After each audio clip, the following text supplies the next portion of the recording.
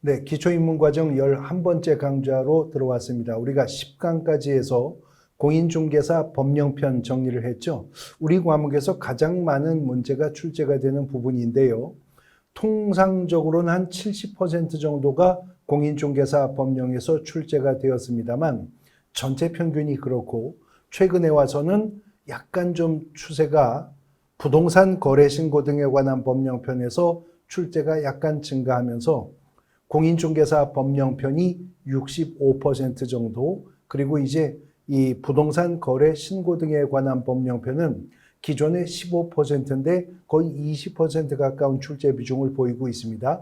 6, 7문제 정도 출제가 될 수 있는 부분인데, 부동산 거래 신고 등에 관한 법령편은 크게 3가지 내용을 담고 있다고 보시면 됩니다. 첫 번째는 그 법의 제명이기도 한 부동산 거래 신고라고 하는 제도이고요. 두 번째는 외국인의 부동산 취득에 관한 특례 규정으로서 신고와 허가 제도가 있습니다. 그리고 세 번째는 우리나라에서 시행되는 가장 대표적인 공법상 거래 규제죠. 토지거래 허가라고 하는 제도, 이렇게 3가지가 부동산 거래 신고 등에 관한 법령의 내용이겠습니다. 그 중에 먼저 첫 번째 제도, 부동산 거래 신고라고 하는 제도인데요. 이 부동산 거래 신고 제도는 2006년 1월 1일부터 시행된 제도로서 실거래가를 확보하기 위한 수단으로 도입된 제도입니다. 애초에는 부동산 중개업법의 하나의 제도로 도입되었었다가 분리 독립해서 이제는 공인중개사법과 별개의 법률인 부동산 거래 신고 등에 관한 법령에 의해서 운용되고 있는 제도인데요. 제도의 제목이 부동산 거래 신고라고 되어 있지만 부동산만 신고의 대상이 되는 것은 아니고요. 거래 신고라고 되어 있지만 모든 거래가 다 신고해야 되는 대상이 되는 건 아닙니다. 그러면 어떤 물건이나 권리에 대해서 어떤 계약이 체결되었을 때 신고해야 하는가, 바로 이 부분인데, 먼저 부동산의 매매 계약, 토지 및 건축물의 매매 계약, 부동산 거래 신고해야 되고요. 두 번째는 택지개발촉진법, 주택법 등의 대통령령으로 정하는 법률에 따르는 부동산에 대한 공급계약입니다. 공급계약. 그리고 세 번째는 다음 어느 하나에 해당하는 지위의 매매계약인데요. 첫 번째, 공급계약을 통해서 부동산을 공급받을 자로 선정된 지위, 우리가 이것을 분양권이라고 부르잖아요. 현장 실무에서. 그 다음에 두 번째는 도시 및 주거환경정비법이나 빈집 및 소규모 주택 정비에 관한 특례법에 근거한 입주자로 선정된 지위. 우리가 이 입주자로 선정된 지위를 표현 그대로 입주권이라고 부르죠. 보통 우리가 재건축, 재개발, 입주권이라고 부르는 거. 그 분양권이나 입주권의 매매 계약도 부동산 거래 신고의 대상이 됩니다.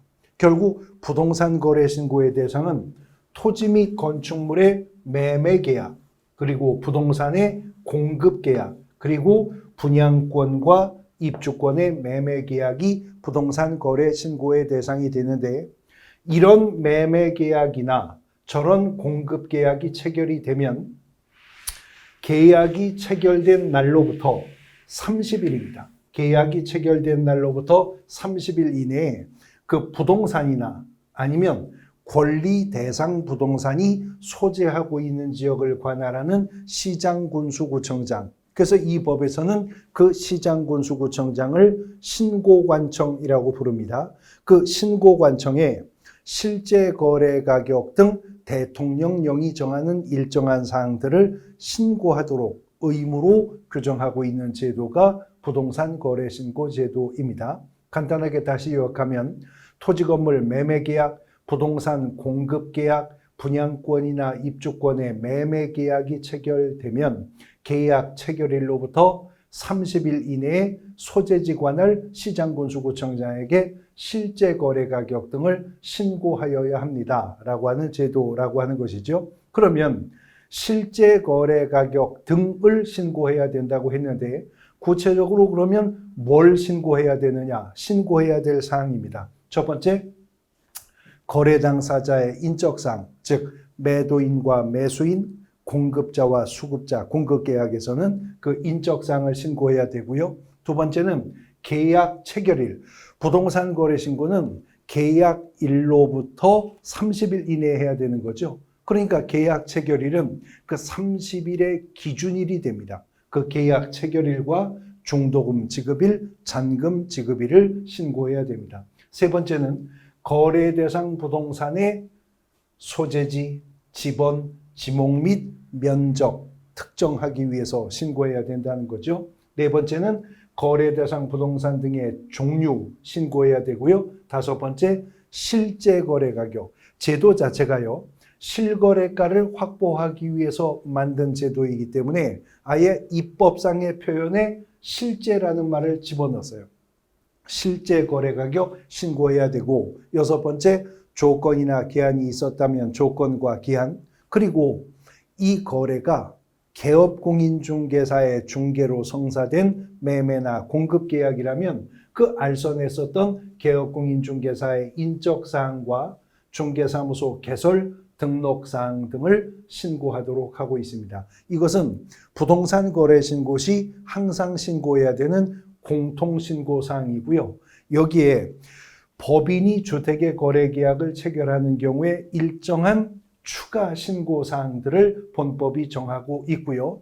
그 신고 대상인 부동산의 가격과 위치에 따라서 또 신고해야 될 사항들이 있습니다. 법인 외자가 실거래 가격 6억 원 이상인 주택을 매수하거나 투기과열지구 또는 조정 대상 지역에 소재하는 주택을 매수하는 경우에 신고해야 될 사항인데, 자금 조달 계획과 지급 방식, 매수인의 입주 여부와 입주 예정 시기 등을 신고하도록 한다. 그런데 이 신고는요, 항상 신고해야 되는 건 아니고 투기과열지구나 조정 대상 지역에 속해 있는 주택이라면 거래 금액에 관계없이 이 두 가지 사항을 신고해야 되고, 투기과열지구나 조정 대상 지역이 아닌 지역의 주택의 거래에서는 실거래 가격 얼마? 6억 원 이상일 경우에만 자금 조달 계획과 지급 방식, 매수인의 입주 여부와 입주 예정 시기를 신고하도록 하고 있습니다. 앞서 언급한 바와 같이 부동산 거래 신고는요, 그 토지나 건물의 소재지, 분양권, 입주권이라면 권리 대상 부동산의 소재지가 있겠죠. 그 소재지를 관할하는 시장군수 구청장이 신고관청이 됩니다. 공인중개사법상 등록관청도 시장군수구청장이었잖아요. 그런데 소재지의 기준이 달라진다는 점, 공인중개사법에서 등록관청이라 부르는 시장군수구청장은 개업공인중개사가 중개사무소를 두고 있는 지역을 관할하는 시장군수구청장이었었죠. 그런데 부동산 거래 신고 등에 관한 법률에서의 신고관청인 시장군수구청장은 물건이나 권리 대상 부동산이 소재하고 있는 지역을 관할하는 시장군수구청장이 된다는 겁니다. 그러면 이러한 사항들을 체결일로부터 30일 이내에 누가 신고해야 되느냐? 신고 의무자가 누구냐 하는 것인데, 신고 의무자는요, 그런 매매나 공급 계약이 직접 거래로 성사된 것인지 개업공인중개사의 중개 완성의 결과로 성사된 것인지에 따라서 법상의 신고 의무자가 달라진다는 것입니다. 그래서 직접 거래로 매매나 공급 계약이 체결되었다면 그때는 거래 당사자가 공동 신고해야 되는 것이 원칙입니다. 그런데 항상 원칙이라고 하는 것은 예외가 있을 수가 있다는 거죠. 두 가지 예외가 있는데요. 첫 번째는 직접 거래 시에는 거래 당사자가 공동 신고해야 되는 것이 원칙이지만, 계약의 일방 당사자가 국가나 지방자치단체 등과 같은 공공단체 등이라면, 국가 등이라면 그때는 부동산 거래 신고 의무는 국가 등이 이행해야 됩니다. 국가 등이 단독 신고합니다. 그 다음에 두 번째, 그렇지 않다면 부동산 거래 신고는 당사자가 공동 신고해야죠. 근데 공동 신고는 매매 계약이라면 매도인과 매수인이 모두 신고 의사를 표할 때 공동 신고 실현이 가능하잖아요. 근데 직접 거래로 매매나 공급 계약이 체결되었는데 당사자 중 일방이 신고를 거부하는 경우가 있을 수 있죠. 그때는 상대방이 단독 신고할 수 있는 예외를 인정하고 있습니다. 이거는 직거래의 경우인데 토지 건물 매매 계약, 부동산 공급 계약, 분양권 입주권의 매매 계약이 개업 공인중개사의 중개로 이루어지는 경우가 있을 수 있겠죠. 그때는 개업 공인중개사가 부동산 거래 신고해야 되고요. 2인 이상의 개업 공인중개사들의 협력적 중개로 매매나 공급 계약이 체결되면, 다시 말해 공동중개 결과로 거래가 성사되었다면 공동중개에 참여했었던 개업공인중개사들이 공동으로 부동산 거래 신고를 하여야 한다라고 하는 거죠.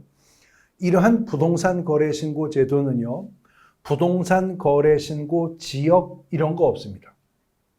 부동산 거래 신고 대상이 되는 부동산의 면적 그런 것도 없고요. 부동산 거래 신고 대상이 되는 거래 금액 이런 것도 없이 토지 건물 매매 계약, 부동산 공급 계약, 분양권 입주권의 매매 계약이 체결되면 이 신고해야 돼요. 아주 보편적이고 일반적인 제도라는 거죠. 심지어는 토지 매매 계약이 체결되었는데 이 토지가 토지거래 허가구역 내 허가 대상 면적의 토지였기 때문에 계약 체결 전 이미 시장군수구청장에게 토지거래 허가를 받았다. 그래도 토지 매매 계약 체결하면 체결일로부터 30일 이내에 부동산 거래 신고는 별도로 해야 됩니다. 토지 매매 계약이 체결되었는데 이 토지가 농지였기 때문에 이미 시군면장에게 농지 취득 자격 증명을 받았다라고 하더라도 토지 매매 계약이면 부동산 거래 신고는 별건으로 하여야 한다는 거죠. 그런데 이런 일반적 부동산 거래 신고 제도와는 별도로 주택 임대차 계약은 신고의 대상이 되는데요. 아까 부동산 거래 신고는 매매와 공급 계약만 신고의 대상이었었잖아요. 근데 부동산이 주택이라면 임대차 계약도 신고해야 돼요. 단 모든 임대차 계약이 신고의 대상이 되는 게 아니라 주택 임대차 계약이 신고의 대상이 되거든요. 근데 지금 말하는 그 주택이라는 것은 주택임대차 보호법에 따르는 주택을 말한답니다. 그러니까 건축물 대장상의 용도가 주택인 건물로 한정되는 것이 아니라 계약 체결 당시 주거용을 목적으로 계약을 하였다면 건축물 대장상 용도가 주거용이 아니라 하더라도 임대차 계약 시 이 신고를 해야 한다는 거죠. 단 모든 주택임대차 계약이 신고의 대상이 되는 것은 아니고 그 주택임대차 계약의 조건이 보증금이 6천만 원을 초과하거나 아니면 월 단위 차임, 월세 말하는 거죠. 월 차임이 30만 원을 초과하는 주택임대차 계약일 경우에 신고의 대상이 되는 것이고, 일반적인 부동산 거래 신고는 부동산 거래 신고 지역 이런 게 없다고 그랬었죠. 그런데 주택임대차 신고는요, 그 주택임대차 신고의 대상이 정해지게 된다는 것인데, 주택임대차 신고의 대상이라는 것이 특별자치시, 특별자치도, 시, 군, 구를 신고 대상으로 한답니다. 그러니까 결국은 일반 수도권에 있는 도시들 다 신고의 대상이 되는 것이고요. 그 다음에 특별자치도, 시, 군, 구에 있는 지역을 말한다. 결국은 지방의 군 지역을 제외하면 다 주택임대차 계약의 신고의 대상이 된다는 거죠. 절차와 내용은 일반적 부동산 거래 신고 제도와 같아서 주택임대차 계약 신고 직접 거래 시에는 임대인과 임차인, 당사자가 공동으로 신고해야 되는 것이 원칙이지만 당사자 중 일방이 신고를 거부하면 단독 신고할 수 있고, 또 계약의 일방이 국가 등인 경우라면 국가 등이 단독 신고하도록 하는 예외 규정을 두고 있다라고 하는 것입니다. 주택임대차 계약의 신고 제도에 대해서 살펴보셨고요. 이제 다시 부동산 거래 신고의 구체적인 절차에 관한 부분인데, 부동산 거래 계약을 신고하는 자는 직접 거래 시든 중개 완성 시든 신고 방법은 두 가지입니다. 신고서를 작성하여 신고 의무자가 서명 또는 날인하여 신고관청에 찾아가서 신고서를 제출하는 방문 신고의 방법이 있고요. 시군구 홈페이지에 접속해 들어가 시군구 홈페이지 바탕화면에 부동산 거래 관리 시스템 배너를 클릭해 들어가 입력하여 신고하는 전자문서의 신고도 가능합니다. 부동산 거래 신고는 방문 신고할 수도 있고 전자문서로 신고할 수도 있는데, 직접 거래 시의 신고는 거래 당사자가 신고를 하는 거죠. 거래 당사자는 신고서에 공동으로 서명 또는 날인, 전자문서로 신고할 때는 전자인증의 방법을 사용하겠죠. 그렇게 해서 서명 또는 날인은 직접 거래 시 당사자가 모두 해야 되지만, 서명 또는 날인된 신고서의 제출은 당사자 중 일방이 신고서를 제출하는 방법으로 신고합니다. 그런데 직접 거래 시에는 당사자가 공동 신고해야 되는 것이 원칙인데, 당사자 중에 일방이 신고를 거부하면 상대방이 단독 신고할 수 있다고 했었죠. 그때 단독 신고하는 자는 일방이 신고를 거부하기 때문에 내가 단독 신고할 수밖에 없다는 사유서가 작성되어야 돼요. 그리고 그 사유서에 계약서 사본을 첨부한다면 당사자 중 일방이 단독 신고할 수가 있게 된다는 겁니다. 부동산 거래 신고하는 자는 당연히 방문 신고한다면 시군구청, 신고관청에 가서 자기 공적 신분증명서, 다시 말해 주민등록증 혹은 운전면허증 또는 여권 등을 제시하고 신고서를 제출해야 될 것입니다. 그런데 직접 거래 시에는 당사자가 공동 신고해야 되는 것이 원칙인데요. 부동산 거래 신고서를 제출을 할 때 부동산 거래 신고서 제출을 위임받은 자라면 보통 현장 실무상으로는 법무사가 위임받게 될 건데, 직접 거래 시 신고서의 제출을 대행할 수 있다. 부동산 거래 신고는 방문 신고의 방법에서는 대리 신고가 가능하게 된다는 거죠. 이때 당사자 중 1인으로부터 부동산 거래 신고서의 제출을 위임을 받은 자는, 수임을 말하는 거죠. 현장 실무상으로는 거의 대부분 법무사가 할 건데, 수임인인 위임을 받은 자는 자기 신분증명서를 내보이고, 시장군수구청장에게 내보이고 신고서를 제출할 때 위임을 한 당사자가 자필 서명을 한 위임장에다가 위임을 한 당사자의 신분증명서 사본을 첨부하여 제출하도록 합니다. 결국 이것도 민법의 관점에서는 하나의 임의-대리 관계에 속하니까 그 수권행위가 있었음을, 대리권이 있음을 증명하는 서면을 제출하도록 하고 있다는 것이죠. 자, 그런데 개업공인중개사의 중개로 토지건물 매매계약이나 부동산 공급계약이나 분양권 입주권의 매매계약이 체결되면 신고 의무는 개업공인중개사에게 넘어간다고 했었죠. 그때는 개업공인중개사가 신고서를 작성해서 개업공인중개사가 서명 또는 날인하여 신고서를 제출하는 방법으로 신고하는 것입니다. 물론 이때 부동산 거래 신고하러 간 개업공인중개사도 자기 신분증명서를 내보여야 하겠죠. 그런데 중개 완성 시에도 부동산 거래 신고 의무의 이행은 대리 신고가 가능한데, 중개 완성 시 개업공인중개사의 위임을 받아 부동산 거래 신고서 제출을 대행할 수 있는 자는 개업공인중개사의 고용인 중에 공인중개사 자격이 있기 때문에 업무를 수행도 할 수 있는 고용인이 있죠. 누굽니까? 소속공인중개사죠. 소속공인중개사라면 개업공인중개사를 대행하여 부동산 거래 신고서 제출할 수 있습니다. 고용인이라 하더라도 공인중개사가 아니어서 단순 업무만 보조할 수 있는 중개보조원은 개업공인중개사의 위임을 받아 부동산 거래 신고 대행할 수 없어요. 그러나 소속 공인중개사라면 개업공인중개사의 위임을 받아 부동산 거래 신고 대행할 수가 있습니다. 이때 소속 공인중개사도 신고관청을 방문했다면 소속 공인중개사 자기 신분증명서는 내보여야 하겠죠.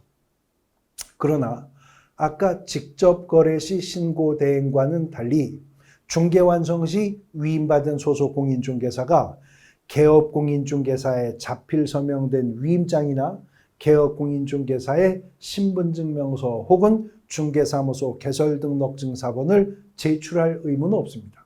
왜냐하면 그런 건 제출하지 않아도 신고관청 입장에서는 행정정보 이용이나 행정정보 공동이용을 통해 지금 온 이 소속 공인중개사가 보낸 그 개업공인중개사의 고용인이 맞는가 하는 여부는 공인중개사법상의 고용신고의 관련 자료를 통해 충분히 알 수 있을 것이기 때문에 그렇다라고 하는 겁니다.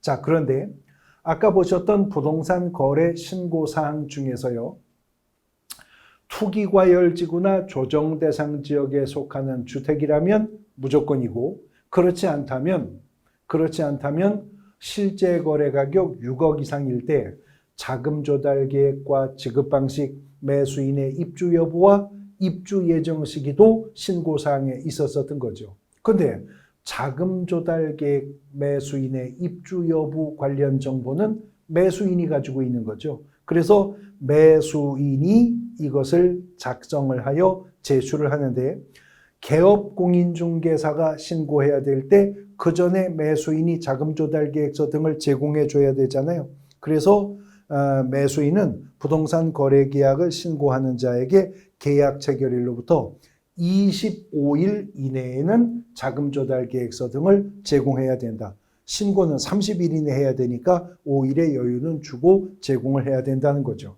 문제는 자금조달계획 관련 정보 등은 개인의 프라이버시 문제가 있을 수도 있는 것이기 때문에 자금조달계획서, 입주계획서는 부동산 거래 신고서와 별도로 매수인이 제출할 수도 있도록 하는 제도를 두고 있다라고 하는 겁니다. 부동산 거래 신고는 앞서서 부동산 거래 신고 지역이 정해져 있는 것도 아니고, 부동산 거래 신고 가액이 정해져 있는 것도 아니고, 부동산 거래 신고 대상 면적이 정해져 있는 것도 아닐 뿐더러 토지거래 허가 받았어도 토지 매매는 부동산 거래 신고해야 된다 그랬습니다. 농지 취득 자격 증명 받은 농지여도 농지 매매 계약이라면 부동산 거래 신고해야 된다 그랬죠. 근데 한 가지 예외가 부동산 거래 계약 시스템을 통해서 부동산 거래 계약을 체결했을 때, 쉽게 말해 전자계약을 통해서 토지건물 매매 계약 등이 체결되었다면 그때는 부동산 거래 신고서를 제출한 것으로 본다. 전자계약 시스템을 통해 전자계약을 통해서 계약이 체결되면 별도의 부동산 거래 신고서 제출은 안 해도 된다 하는 예외가 있다는 겁니다. 부동산 거래 신고 제도 자체가 실거래가를 확보하기 위해서 도입한 제도입니다. 그래서 부동산 거래 신고상의 실거래가를 확보하기 위해서 이 법은 국토교통부 장관이 부동산 거래 가격 검증 체계라고 하는 시스템을 구축하여 운영하도록 하는 규정을 두고 있는데, 실제로는 부동산 거래 가격 검증 체계는 국토교통부 장관이 한국부동산원이라고 하는 곳에 그 구축과 운영을 위탁하도록 하는 규정을 두고 있다는 것이죠. 부동산 거래 가격 검증 체계를 국토부 장관이 구축해서 운영하면 전국 각처에서 부동산 거래 신고를 접수받는 시장군수구청장, 신고관청 등은 그 부동산 거래 가격 검증 체계를 통해서 적정성을 검증하는 겁니다. 그리고 적정성이 검증이 되면 검증 결과를 관할 세무관서회장에게 통보해서 관할 세무관서장은 국세 또는 지방세 부과를 위한 과세 자료로 활용할 수 있도록 하고 있다는 거죠. 자, 문제는 부동산 거래 신고가 잔금 지급일로부터 30일 이내에 신고하는 게 아니라 계약 체결일로부터 30일 이내에 신고해야 된다는 점이죠. 우리나라에서 통상적으로 토지건물 매매 계약이 체결되고 나서 30일 이내라면 거의 대부분 계약이 아직 이행이 종료되지 않은 상태입니다. 변수가 남아있는 상태에서 부동산 거래 신고 의무 이행이 진행되는 것이거든요. 그래서 부동산 거래 신고를 했는데 신고한 계약이 무효되거나 취소되거나 해제 등이 될 수 있겠죠. 그러면 해제 등이 확정된 날로부터 30일 이내에 다시 신고관청에 해제 등의 신고를 하도록 하는 규정을 두고 있다는 것입니다. 그 내용이 확인되었다면 해제 등의 확인서를 신고관청은 발급하도록 하고 있는 것이고요. 자, 근데 이번에는 계약이 무효되거나 취소되거나 해제가 되었다면 그 해제 등이 확정된 날로부터 해제 신고를 해서 확인서 받으면 돼요. 근데 계약이 깨진 건 아닌데 신고를 하고 나서 잘못 신고한 사항을 뒤늦게 확인할 수 있죠. 다시 말해 신고 사항에 원시적 불일치가 발생할 수 있죠. 그럼 바로 잡아야죠. 그때는 정정 신청할 수 있고요. 일부 사항에 대해서는. 이번에는 신고할 때는 아무것도 잘못 신고한 게 없었는데 변수가 발생함으로 인해 신고 후 신고 사항에 후발적 불일치가 발생하는 게 있을 수 있겠죠. 그럼 이거는 변경 신청할 수 있습니다. 일부 내용에 한해서. 그래서 일정한 내용에 대해서 정정 신청할 수 있고 일정한 내용에 대해서 변경 신청할 수 있습니다. 정정 신청을 받은 신고관청이 정정된 내용이 확인되면 정정된 신고 확인서를, 변경 신청을 받은 신고관청이 변경된 내용이 확인되면 변경된 신고 확인서를 재발급하도록 하는 후속 절차도 두고 있는 겁니다. 자, 부동산 거래 신고 절차에 대해서 보셨고요. 부동산 거래 신고 등에 관한 법령의 두 번째 테마가 외국인 등의 부동산 취득, 계속 보유, 신고와 일정한 구역과 지역에서 사전 허가 제도입니다. 이것은 외국인에게 적용되는 제도인데요. 이 특례가 적용되는 외국인이라고 하는 것은 일단 첫 번째는 대한민국 국적을 보유하지 않은 개인이 외국인이죠. 국적 기준으로 판단합니다. 단 법에서 말하는 권리의 주체는 법인도 있는 것이니까 법인의 경우에는 외국 법령에 근거해서 설립된 법인이나 단체 또는 그렇지 않다 하더라도 자본금이나 의결권의 반액이나 반수 이상이 외국인에게 속해 있는 법인이나 단체 혹은 임원이나 사원 또는 구성원의 반수 이상이 대한민국 국적을 보유하지 않은 개인에게 속해 있는 법인, 단체, 심지어 국제기구까지 포함해서 이 특례 규정의 적용 대상이 됩니다. 원칙은 외국인 등이 대한민국의 부동산을 취득했을 때에는 신고하면 되는데 취득 원인에 따라 구분을 해서 계약을 원인으로 외국인이 대한민국의 부동산을 취득했다면 계약 체결일로부터 60일 이내에 신고해야 돼요. 근데 만일 그 계약이 매매 계약이라면 60일 이내 이신고하기 전에 이미 30일 이내에 부동산 거래 신고를 했어야죠. 외국인도 부동산 거래 신고의 대상이 되는 거니까. 그래서 부동산 거래 신고를 필요했다면 특례 규정에 따르는 이 신고는 별도로 하지 않아도 됩니다. 단 부동산 거래 신고가 매매와 공급 계약만 신고의 대상이었었잖아요. 그러니까 교환 계약이나 증여 계약은 부동산 거래 신고 대상이 아니니까 교환 계약에서 증여 계약에서 부동산을 취득하게 되는 외국인은 그때는 부동산 거래 신고는 안 하니까 계약 체결일로부터 60일 이내 특례 규정에 따르는 신고를 해야 될 겁니다. 그 다음 계약 외의 원인으로 대한민국의 부동산을 취득할 수 있겠죠. 계약 외 원인이라고 하는 것은 뭐 상속이라든가 아니면 민사집행법상의 경매라든가 아니면 법률 규정에 따르는 환매권의 행사, 법원의 확정 판결, 법인의 합병 또는 건물의 신축, 증축, 재축, 개축도 다 계약 외 원인인데 계약이 아닌 원인으로 외국인이 대한민국의 부동산을 취득하면 그때는 취득일 기준이에요. 취득일로부터 6개월 이내에 취득 사실을 신고해야 됩니다. 그런데 애초에는 대한민국 국민이었다가 외국인으로 국적이 변경되는 문제가 있을 수도 있죠. 국적이 변경되었음에도 대한민국 국민이었을 때 보유하고 있었던 토지를 외국인으로 변경된 이후에도 처분하지 않고 계속 보유하겠다면 그때는 그 변경일로부터 6개월 이내에 신고관청에 계속 보유 사실을 신고하면 된다는 거죠. 이런 원칙인 신고제는 단속 규정에 불과하기 때문에 신고 의무 위반에 대해서도 300만 원 이하 또는 100만 원 이하의 과태료 처분 사유에 불과합니다.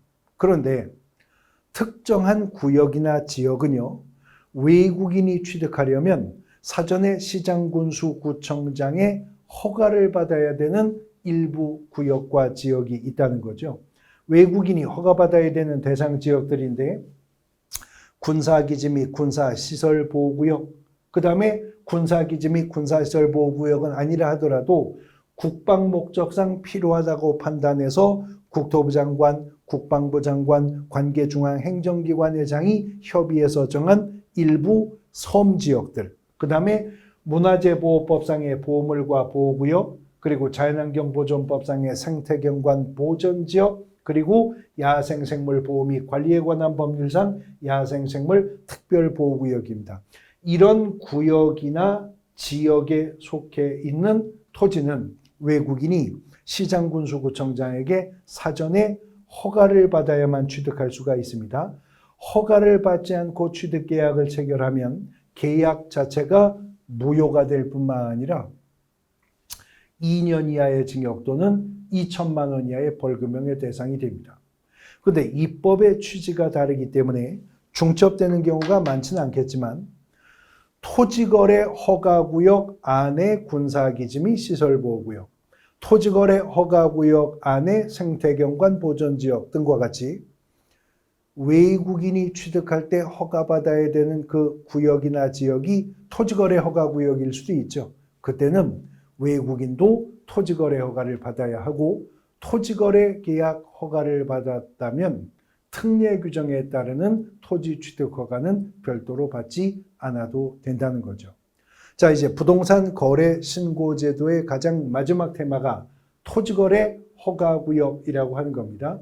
이 토지거래 허가구역은 지금도 우리나라에서 시행되는 공법상 거래 규제 중에 가장 대표적인 거래 규제 제도인데요. 강행 규정이고 법률행위의 효력 발생 요건이 되는 제도입니다. 이런 토지거래 허가구역의 지정기간은 5년 이내의 기간에서 토지거래 허가구역으로 지정을 하는데 누가 지정하느냐는 토지거래 허가구역을 어떻게 설정하느냐에 따라서 국토부 장관이 지정할 수도 있고 시도지사가 지정할 수가 있어요. 그래서 첫 번째, 허가구역이 2 이상의 시도의 관할구역에 걸쳐 지정된다면 국토교통부 장관이 지정합니다. 그러나 허가구역이 동일한 시도 안의 일부 지역일 경우라면 시도지사가 지정하는 것이 원칙인데 허가구역이 동일한 시도 안의 일부 지역이라 하더라도 국가가 시행하는 개발사업 등으로 인해 부동산 투기가 성행하거나 집가가 급격히 상승하거나 혹은 그런 우려가 있는 지역이라면 동일한 시도 안의 일부 지역이라 하더라도 예외적으로 국토교통부 장관이 허가구역을 지정할 수 있도록 하고 있다는 거죠. 지정의 절차는요, 국토부 장관이 토지거래 허가구역을 지정한다면 중앙도시계획위원회, 시도지사가 토지거래 허가구역을 지정한다면 그때는 시도도시계획위원회의 심의를 거쳐서 허가구역을 지정을 해야 되고요. 지정권자는 국토부 장관일 수도 있고 시도지사일 수도 있지만 지정지역 내에서 허가권자는 언제나 시장군수구청장이거든요. 그래서 국토부 장관이 토지거래 허가구역을 지정했다면 시도지사를 거쳐서 시장군수구청장에게 통지해야 되고요. 시도지사가 토지거래 허가구역을 지정했다면 위로는 국토부 장관에게, 아래로는 각 허가구역 내의 시장군수구청장에게 토지거래 허가구역 지정 사실을 통지하도록 합니다. 그러니까 누가 지정했든 간에 시장군수구청장은 시도지사로부터 토지거래 허가구역의 지정 사실을 통지받게 된다는 거죠.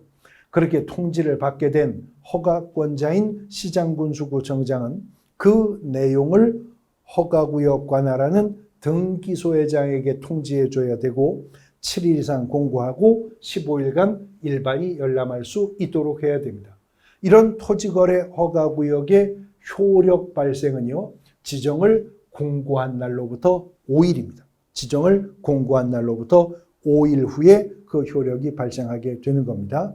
이제 구체적인 토지거래 허가 신청의 절차인데, 토지거래 허가는요, 토지거래 허가구역 안에 토지거래 허가 대상 면적의 토지가 유상에, 다시 말해 대가성이 있는 소유권이나 지상권까지입니다. 소유권이나 지상권의 설정, 이전, 예약을 포함한 계약을 체결하고자 할 때 계약 전에 계약 당사자가, 계약을 체결하고자 하는 당사자가 시장군수구청장에게 미리 허가를 받아야 됩니다.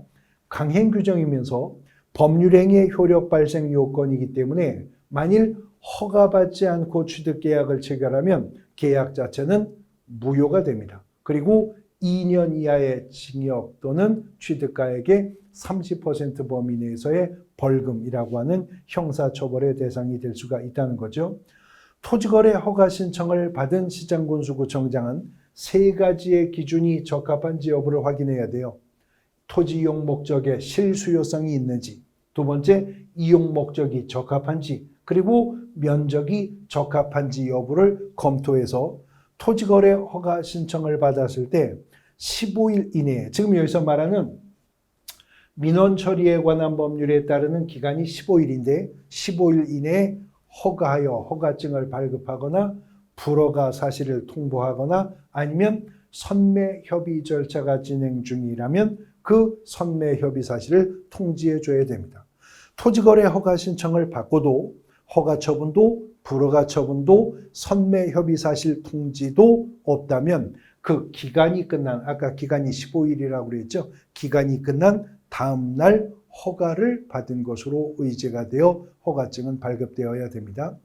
토지거래 허가 불허가 처분에 대해서 이의 신청할 수가 있는데 특히 불허가 처분을 받았다면 매수 청구할 수 있습니다. 매수 청구는 통지를 받은 날로부터 1개월 이내에 매수 청구를 하고요. 그러면 시장군수구청장은 매수할자를 지정해서 공시지가를 기준으로 하여서 그 토지를 매수하도록 하고 있다라고 하는 것이죠. 토지거래 허가를 받았다 하더라도 아까 토지거래 허가는 5년 이내 범위 내에서 지정한다고 그랬죠. 그래서 그 5년 이내의 범위 내에서 허가를 받은 자는 허가받은 목적대로 토지를 이용해야 됩니다. 만일 토지거래 허가를 받고도 허가받은 목적대로 토지를 이용하고 있지 않다면 이행명령의 대상이 되고요. 이행명령을 받고 나서도 허가받은 목적대로 토지를 이용하지 않으면 이행강제금이 부과되는데 이행강제금은 토지 취득가액의 100분의 10 범위 내에서 대통령령이 정하는 이행강제금을 부과하되 최초의 이행명령이 있었던 날을 기준으로 1년에 한 번씩 이행명령이 이행이 될 때까지 반복하여서 이행강제금을 부과하도록 제도로 규정을 하고 있다라고 하는 겁니다. 이 토지거래 허가와 관련해서요. 토지거래 허가구역 안에 있는 농지라면 이제 세부적인 사항은 기본 과정에서 볼 건데 농지는 500제곱미터를 초과하면 토지거래 허가 대상이 됩니다. 그러면 토지거래 허가 구역 안에 600제곱미터 농지라면 농지매매계약 전 토지거래 허가를 받았어야죠. 토지거래 허가를 받았다면 농지 취득 자격 증명은 발급받은 거로 본다. 별도로 농취증 발급받지 않아도 된다 하는 겁니다. 그 다음 토지거래 허가를 받았다면 매수인은 부동산 등기 특별조치법 3조 1항의 거민도 받은 것으로 봅니다. 우리 부거법에서 거민을 의지하는 경우가 두 가지인데 부동산 거래 신고를 필했어도 거민을 받은 것으로 의제가 되고요. 토지거래 허가를 받았어도 거민은 받은 것으로 의제가 되기 때문에 부동산 거래 신고를 하였거나 토지거래 허가를 받았다면 별도로 매수인이 부동산 등기 특별조치법의 절차를 밟아 거민 신청을 할 의무는 없어지게 된다 하는 거죠. 토지거래 허가제도, 외국인의 부동산 취득에 따르는 신고와 허가제도, 그리고 그 앞에 부동산 거래 신고제도, 이것이 부동산 거래 신고 등에 관한 법령에서 다루고 있는 내용들입니다. 부거법의 기초입문 과정을 정리해 보셨습니다.